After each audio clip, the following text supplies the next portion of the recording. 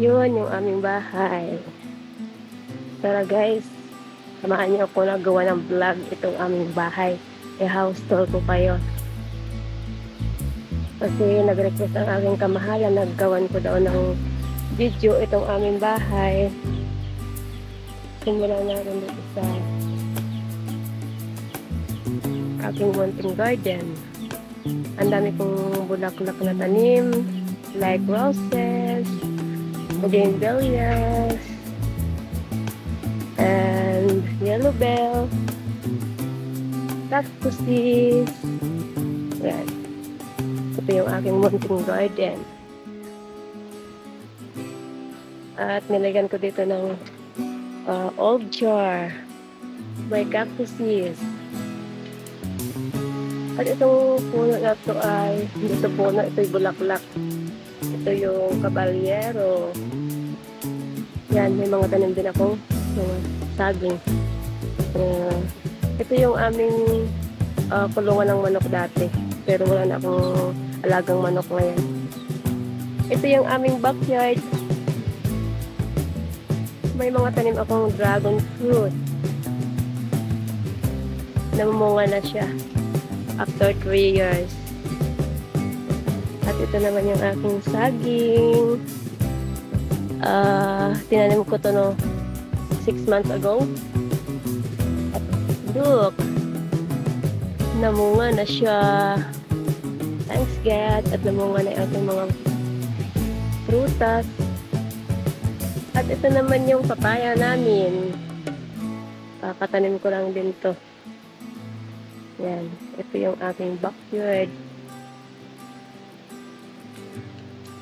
Tara, samahan niyo naman akong i-introduce ang aming terrace.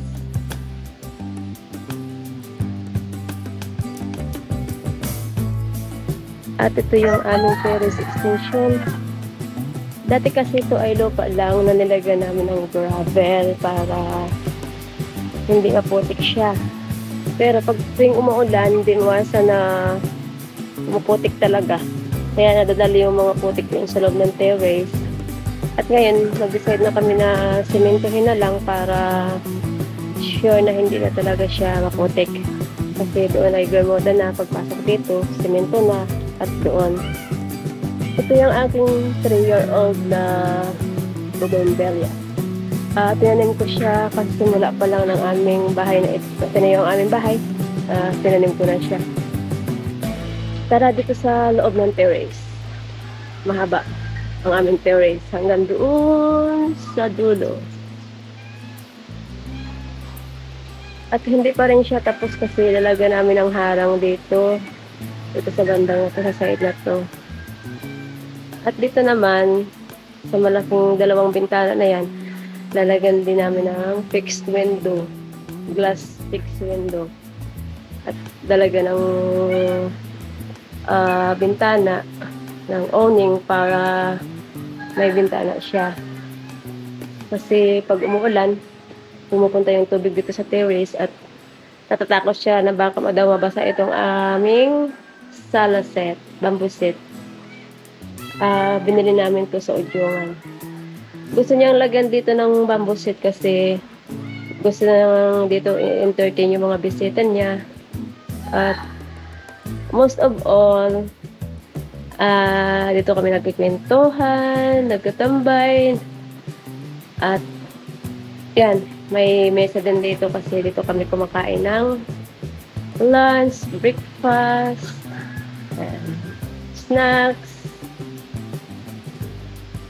At dito naman sa part na to, ito ang aming terrace kitchen.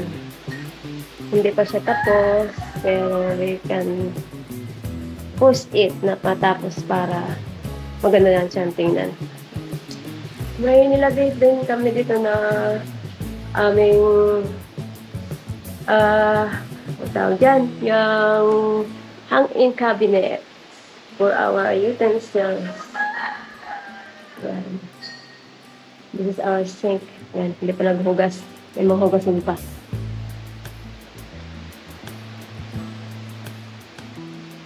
Yan ang aming terrace hanggang doon. Tara, pumasok po tayo dito sa aming munting bahay. Hello, Kali! This is our main door. Tara, pasok tayo. Hello! This is our living room. Small and cozy living room. This is our 4-seater sofa. In-order ko yan from TikTok, as well as my curtain. Lahat ay online to kasi wala ditong makikita or mabibili na mga ganyang sopa dito sa Banton. At itong TV ko rin na 55 inches. Galing sa TikTok din yan. Binili namin din yan. Galing online. And this is our center table. At ito rin aming dining table. Binili ko rin yan sa TikTok kasi wala din ganito na mabibili dito sa aming lugar. And this is my art. My white cement art in canvas. Look, it's so beautiful and looks so real. Ito rin yung aking macrame curtain. Isang buwan ko yung ginawa kasi napakahirap niya palang gawin. Ito din aking macrame cover. And this is my art craft made of jute rope. Yan, this is so beautiful. So beautiful. Ito din ang aking flower vase. At itong mga pots na to, binili ko dun to sa bayan. Ito lang sa amin sa bayan. Mga ceramic pots. Gusto ko i-decorate. Dinecorate ko dun sa aking harap ng aking TV. Yan. At ito yung aming aquarium. Mga guppy fish. At dito sa part na to, ito actually yung aming kitchen. Pero napakasikip kasi ang aming bahay kaya nag-decide na kami na gumawa ng kitchen sa labas ng terrace.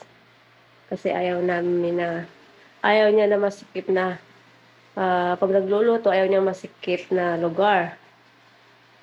Pero siguro gagawin din namin ito ng paraan kasi gusto namin na lagyan dito ng sink na hugasan ng kamay. At doon, lutuan.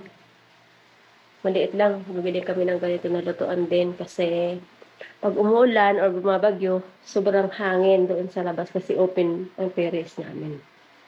Dito sa part na to, lalagyan namin ng hanging cabinet, lagayan din ng mga kitchen utensils. Tara, dito sa aming kwarto ng aking kamahalan. Look, color blue. Terno ng aking cover. Binili ko rin yan sa TikTok. Mostly. Lahat ng gamit ito sa bahay ay sa online ko binili. Itong aking art paint. Binili ko rin yan sa TikTok. At itong aking macrame leaf, hanging macrame leaf. Yan. Itong aming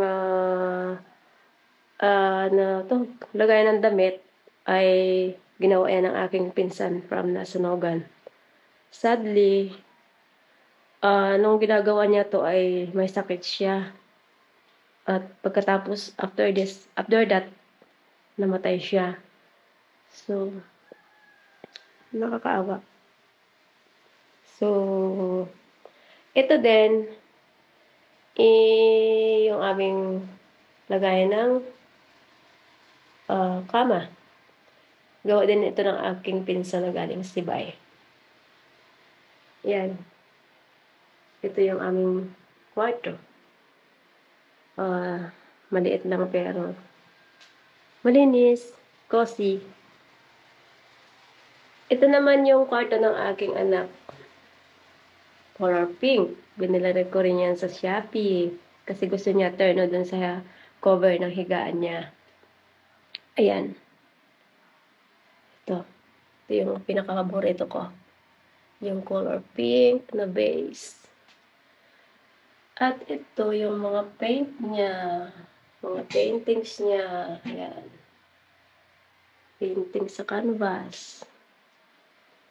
This is the acrylic paint sa canvas. Ito din. Ang galing ng anak mag-paint. Yan. Itong kama na to ay gawa din ng aking pinsan. Pinakustomize ko to kasi maliit lang ang kwarto ng anak ko. Gusto ko na minimize yung mga gamit niya kasi maliit nga lang. Kaya ito yung lagay niya na ng damit. Yan, yung kwarto ng aking anak. Linagyan ko rin ng cabinet doon kasi doon na tinatago yung ibang mga gamit kasi ayaw kung ano yung marami nakalabas na gamit. Yan. Yan ang kwarto ng anak ko. Ito naman yung aming banyo. Hindi pa rin tapos. Dito sa part na ito, ilalagyan namin ng sink, nakabasan ng kamay. At may binili na kami na paglagay dito na shower, ilagay namin ng shower. Hindi pa kasi namin nilagay kasi wala pa kami yung tangke ng tubig. Ito. At ito yung aming lagayan ng towel, bath towel. Yan, ito yung aming munting bahay. Thank you for watching, everyone. God bless.